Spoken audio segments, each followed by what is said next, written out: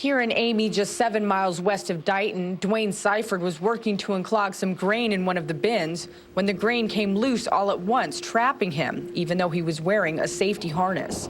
Emergency crews were unable to revive the 59-year-old who had worked at the elevator for more than a decade. His family tells KSN they are grieving, and this loss is hitting the community hard, as Seifert was well known. They say he was a one-of-a-kind family man who loved the outdoors. Seifert is survived by his wife, 2 sons, and mother. Dwayne was sometimes called H.A., and the first word is hard, the second word you can't actually say. He's a pusher, and he was a compassionate man, a hard-nosed man, but one that is at the same time very caring. I knew Dwayne when I was young. He was a mentor of mine. I grew up, him and my dad were hunting buddies and really good friends. He was always involved with family. That was his main concern in life. Dwayne was an employee that was completely committed to the mission of serving farmers. The people that he was working so hard to try and help were lifetime friends, and he knew that their livelihood counted on his ability to perform and get things done at that elevator. I would like to refer to him as a workaholic. He'd work very hard. He'd probably work most people into the ground. Dwayne and I had some clashes along the way. I'm not gonna tell you we didn't. Dwayne was more of a go-getter. I wanted him to slow down. He was very particular. He liked it his way, or that's about, it was his way or the highway with him. I'm pretty young and I think I can work hard, but I think he could outdo me.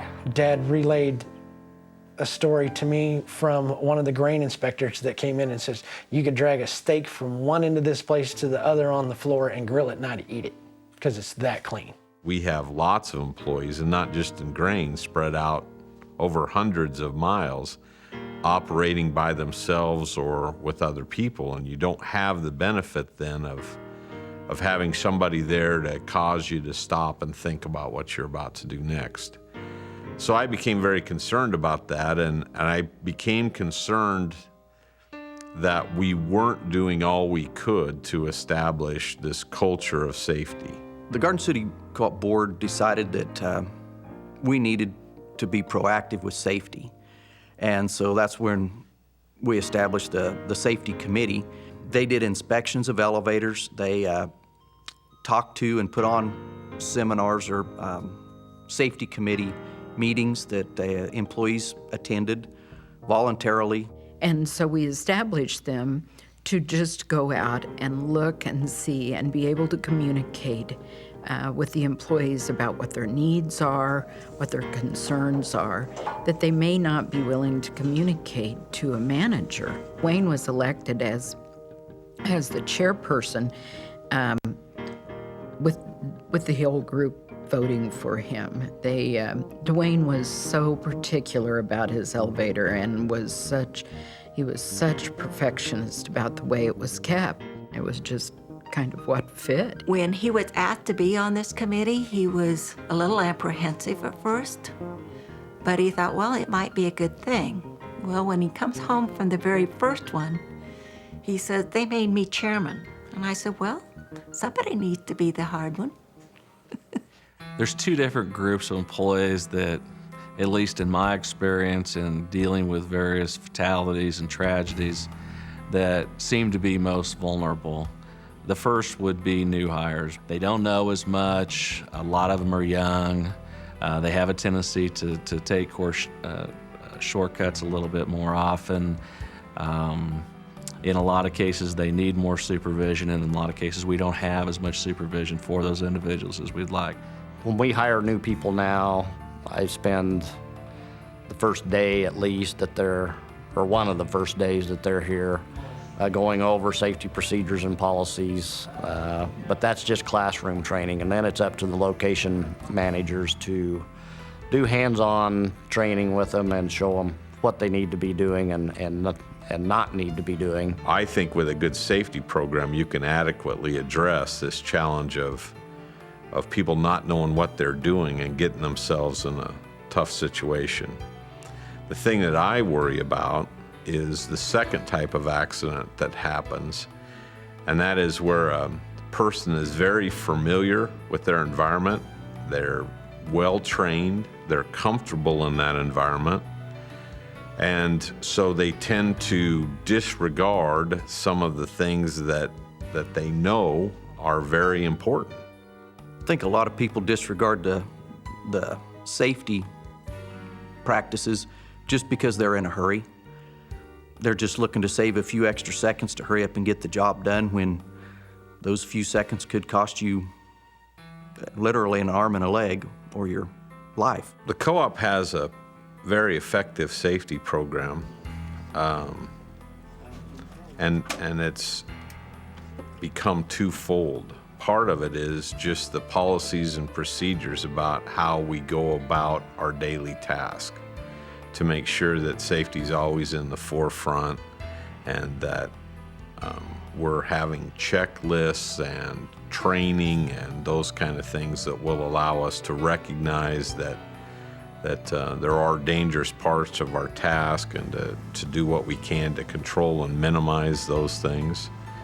And then the second part of it is the culture of safety, that we're a group of people that we want to return home to our families every night. What we do is important, but nothing's worth risking life or limb for. On that morning of November the 12th, we had hugged that morning, we kissed that morning, told each other we loved each other that morning, and he headed to work. I was about to the main office in Garden when I got a phone call from Jonathan Davis, the second man at Amy, and he told me that Dwayne was in a bin and was not responding. I got my pickup, headed to Amy, called Bence at Dighton. He was the location manager at Dighton, and told him to round up some guys and get out to Amy to help get Dwayne out of the bin because he was in the bin unresponsive. I then got off the phone with Bence, called John Davis at the Amy elevator, and that's when I found out that John told me that he was in the bin unresponsive in the grain, can't see him. I knew then that it wasn't going to be a good situation, because it's a matter of minutes, short minutes, before you can't breathe anymore and you suffocate. And once I found out that he had been engulfed, and that's when I made that statement that it's not a rescue anymore, it's a retrieval. It's just the nature of being a rescue officer. The day of Dwayne's incident, they had some Milo in a tank that was caked up and wouldn't flow. John Davis had went down into the boot pit to run a rod up into the chute to break up chunks and to get the grain to flow.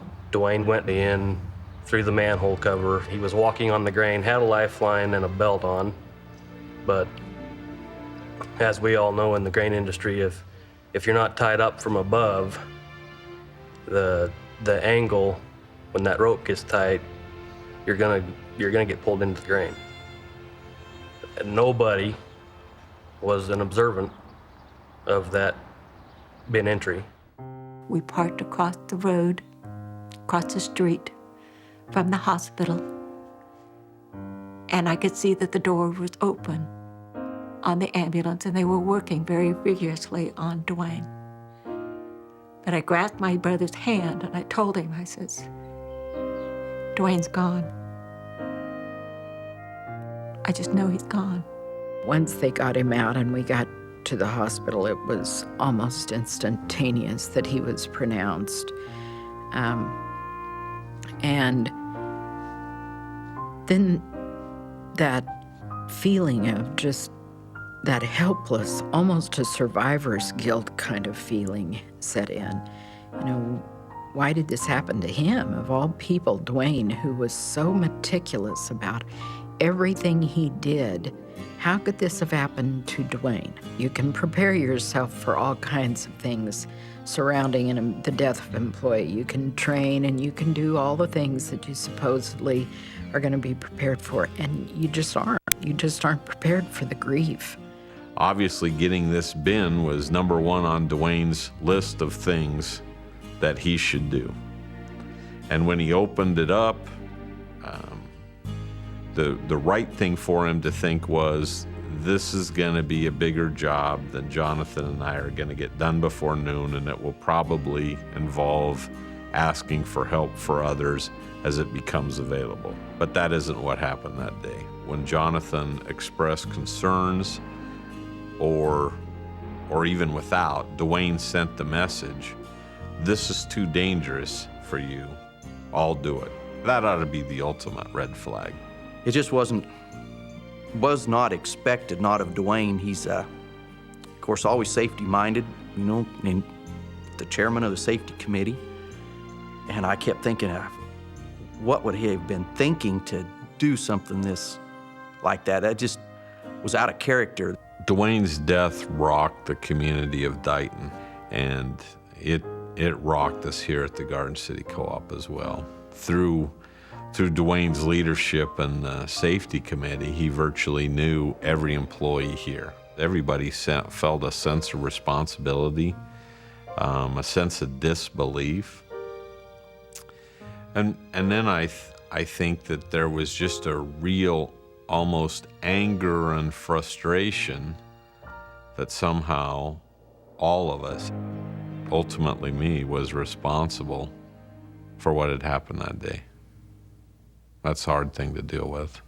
The Garden City Co-op has always had great policies in place, and since the accident, they're just trying to fine-tune them, get them even better. But some of the major ones we have now are our bin entries. Now a supervisor has to be present for each bin entry.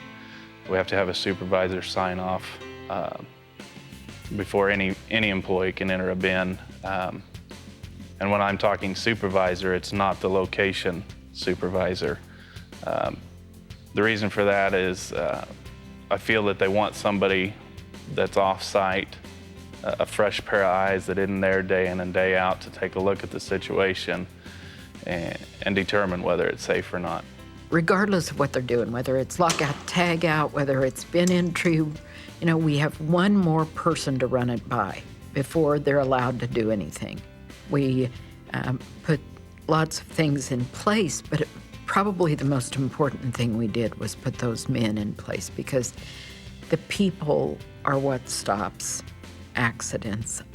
I believe that all the policies and the procedures and the forms are all a part of it, but that's probably the most important safety thing we did, was put people in place.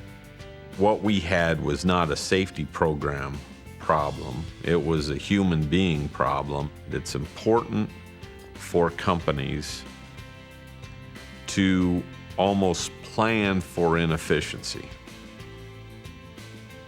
that will cause an employee to slow down and not put themselves at risk. So you add enough personnel to make sure that there's checks and double checks. You put enough pieces of paper and reports and clearances and those kind of things in place to make sure that people are taking that extra second and thinking about the job that we're about to do. And then you do a good job continually of explaining that this is not a hassle. This is not a bureaucratic nightmare where we're just adding more and more paperwork that detracts from you doing your job, then in fact that is your job. Your job is not only to get the job done, your job's to get the job done safely. And if you can't do it safely today, then we'll wait till tomorrow. And that is counterintuitive to anything that happens in agriculture. Because in agriculture, we're all about efficiency. We're all about testosterone and getting it done, and we're the hardest working, most productive, and that's the way farmers are. That's the way co-ops are. That's the way agribusiness is. That's the culture that we've evolved into, and it's hurting and killing people. There's no way for them to 100% guard us because of the fact that it's virtually up to the employee. It's up to the employee to take responsibility for their own safety. There's no amount of paperwork that they can throw at us that is gonna physically make an employee do it the safest way possible. If an employee wanted to cut corners, they very well could. I think that the only way to guard against that is to make your employees knowledgeable. Every employee, from the highest up to the lowest on the totem pole. Because if you have all these eyes looking at all this stuff, that's your only way that you're gonna, have people picking up on these. Well, he's filling the paperwork out, but he's not actually locking it out. You just have to have faith in your employees that they're gonna do what's best for them. The story that we have of the tragedy here at Garden City Co-op has to do with an incident that happened in a grain elevator by an employee taking a shortcut and getting in a bin that he never should have got into. The message, though, is not about a grain elevator versus anything else that we do. The message is that people make bad decisions in surroundings that they feel comfortable in when they're under pressure. So in fact, it's a little bit counterintuitive, but the better you train, the more comfortable your people feel, the more likely there is for them to make a bad decision. And so along with the training and the procedures, you have to make sure that there's this culture and commitment behind the scenes. And that culture and commitment extends not just to what happened to us in a bin entry fatality, but it extends to every part of our operation. So our story isn't a grain elevator story. It isn't a bin entry story. It's about one of the best trained people we had on staff lost himself in the moment and took some shortcuts that ultimately cost him his life. And that can happen whether you're working at a cotton gin in South Texas, or it can happen if you're a potato farmer in North Dakota. Just like I say, there's patience is a virtue. Double check, recheck, stop and think before you place your hand, before you put your step forward, before you enter anything. Because the sun's going to rise tomorrow whether we want it to or not. Tomorrow will be a new day, but just take the time and effort to stop and think. When it comes to safety, there is no chain of command. If you see a supervisor doing something wrong, feel free to say something to him. And sometimes that's hard to do with a supervisor.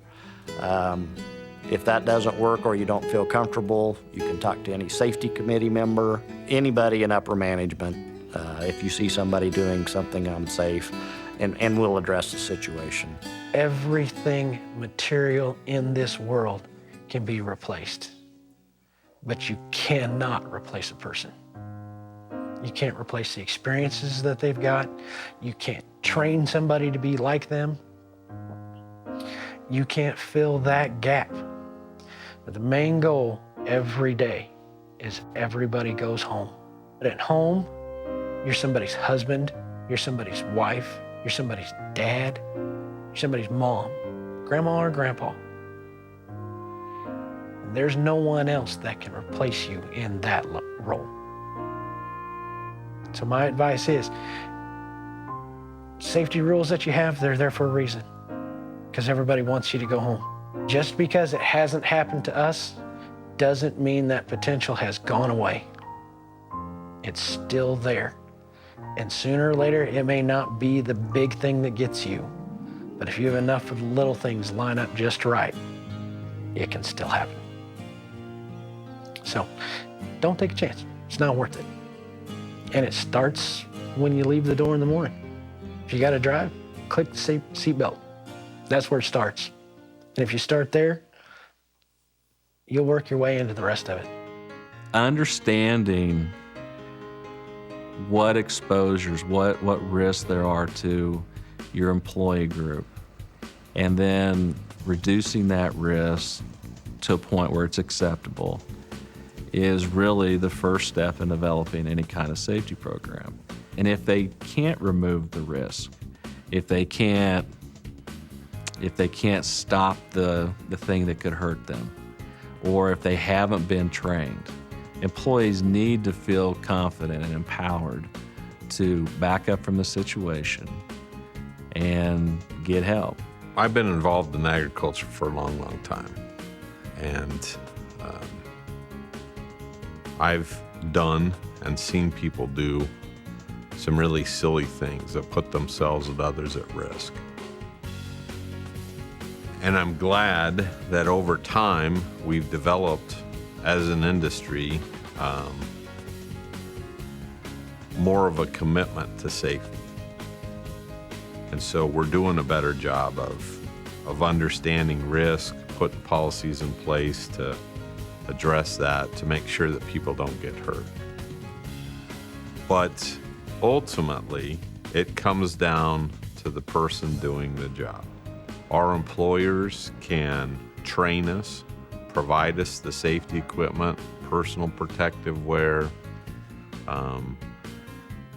build wonderful machines with all kinds of safety apparatus built in, provide checklists and layers of management and all kinds of things. But ultimately, none of that can save us from ourselves. It's not up to your supervisor or your company or anybody else to make sure that you go home safely tonight to your family and friends and to your life away from work. That's your responsibility. One of the most important assets our businesses need to understand is our personnel. You know, you can have a bad thing occur to a facility and insurance can replace that facility, but you cannot replace the individuals. And it truly is the individuals that make the company valuable. It's their service, their knowledge, their skill set. And it takes a long time for an employee to really bring value to an organization. I would certainly encourage boards of directors, general managers to take a real hard look at how they value the employees. A lot of our facilities are older. They need upgrades. Many of those upgrades don't necessarily make your wheat worth more, your corn worth more, but they do bring value to the employee and the work environment they have to work in and how safe that environment is. As for board of directors and management, my most important thing would be to be involved. Don't think it's just automatic. Don't think you don't have a role in it. Everybody has a role. Everybody plays that part. And nobody can close their eyes. Nobody gets that luxury. As managers, as directors, as the people that hold the purse strings of this company, of your company, you need to make sure that your commitment is in place. That you're not just providing training, but that you are addressing the culture of your company. That you've provided enough people, enough equipment. You haven't had unrealistic expectations about what somebody can get done in a day. That people are not overly tired or frustrated. All those things fall back to us as managers and owners of companies to make sure that we haven't taken a shortcut just like one of our employees might. And that's a priority at my business.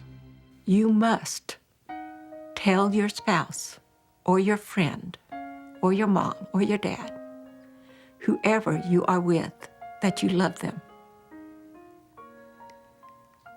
every day and hug them. And if you do have an argument or you're angry about a situation that happened that day, talk it out, because you never know when it's going to happen. Someone can be taken away from you very, very quickly. And I have learned from one thing for sure that I wanted to pass on to any agriculture-related employee, employer, that I would tell you, if you have rules and regulations, those are there for a purpose.